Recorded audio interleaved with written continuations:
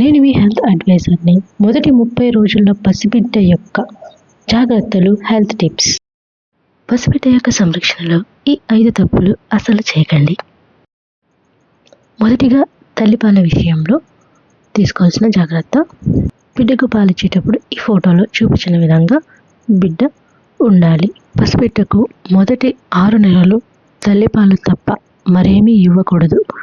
కనీసం నీళ్లు కూడా అవసరం లేదు. బిడ్డ పాలు తాగిన ప్రతిసారి తల్లి భుజం మీద వేసుకొని వీపుని తట్టాలి. 10 నుంచి 15 నిమిషాలు తట్టాలి. త్రేన్పు రావాలి. దీనిని బర్పింగ్ అంటారు. మూడవది బొడ్డుతాడు జాగ్రత్త.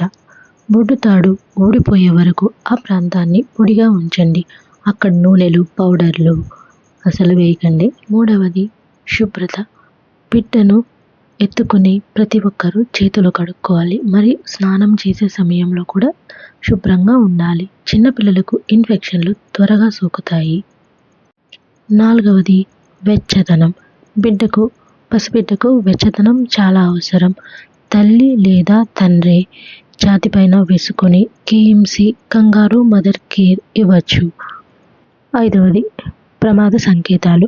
పసిబిడ్డ పాలు తాగకపోయినా లేదా ఒళ్ళు వేడిగా ఉన్నా అస్సలు ఆలస్యం చేయకుండా డాక్టర్ని సంప్రదించండి. చూసినందుకు ధన్యవాదాలు. ఈ సమాచారం మీకు నచ్చితే లైక్ చేయండి. మరిన్ని హెల్త్ టిప్స్ కోసం మన ఛానల్ని సబ్స్క్రైబ్ చేసుకోండి. మీకు ఏమైనా సందేహాలు ఉంటే కామెంట్ చేయండి.